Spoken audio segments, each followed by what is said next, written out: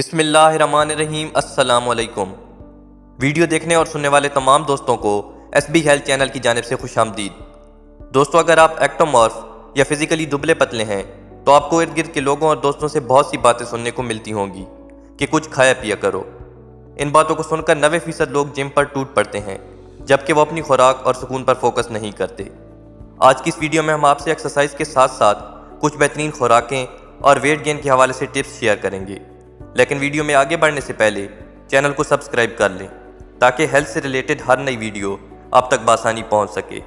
دوستو، اگر آپ ویٹ گین کرنا چاہتے ہیں تو سب سے پہلے آپ کو بجائے جم جانے کے اپنی ڈائٹ کو بہتر کرنا چاہیے۔ بازار سے ملنے والے پروٹین سپلیمنٹس کی بجائے اگر آپ کچن میں موجود نیچرل فوڈز کا استعمال کریں گے تو آپ نیچرلی اپنے وزن کو بڑھا پائیں گے۔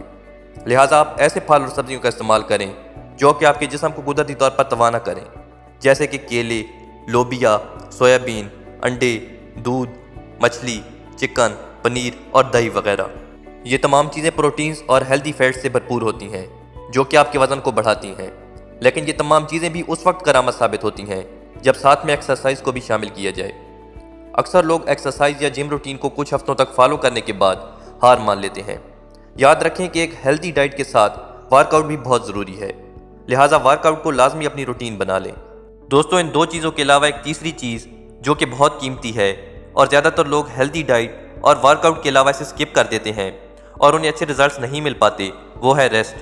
آپ نے اکثر لوگوں سے سنا ہوگا کہ وہ ورک آؤٹ بھی پراپر کرتے ہیں اور اس کے بعد اچھی ڈائٹ بھی لیتے ہیں، لیکن ان کا جسم ویسا کا ویسا ہی ہوتا ہے۔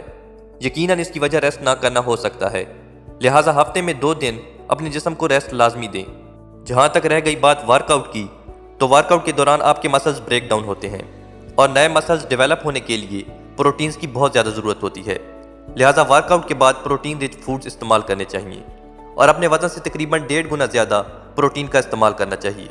کچھ مسٹیکس جو لوگ ورک آؤٹ کے دوران کرتے ہیں اور پراپر ریزلٹس نہیں لے پاتے، ان میں پہلے نمبر پر آتا ہے لوگوں کو پری ورک آؤٹ اور پوسٹ ورک آؤٹ میل کا پتہ نہ ہونا۔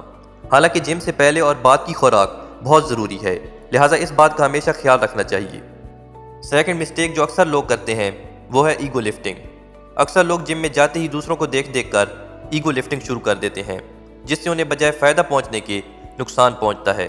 لہٰذا کوشش کریں کہ اتنا وزن اٹھائیں جتنا آپ برداشت کر سکتے ہیں اور تقریباً ہفتے بعد ویٹ کو تھوڑا تھوڑا انکریز کر لیں۔ تھرڈ مسٹیک ہے ورک آؤٹ سے پہلے اپنے آپ کو فزیکلی اور مینٹلی پریپیئر نہ کرنا۔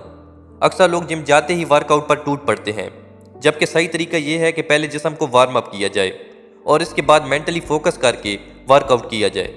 دوستوں، ان عادات کو بہتر طور پر اپنا کر اگر آپ آگے بڑھیں گے تو آپ ایزیلی ویٹ گین کر لیں گے۔ اور سب سے قیمتی بات کہ نماز کو اپنی روٹین بنا لیں، کیونکہ نماز نہ صرف آپ کو روحانی تقویت دیتی ہے بلکہ آپ کو چست و توانا رکھتی ہے اور بحیثیت مسلمان اللہ تعالیٰ سے قربت اور گناہوں کی بخشش کا ذریعہ بنتی ہے۔ دوستوں، امید ہے یہ ویڈیو آپ کو پسند آئی ہوگی۔ ملتے ہیں ہیلتھ سے ریلیٹڈ کسی نئی ویڈیو میں، تب تک کے لیے اللہ حافظ۔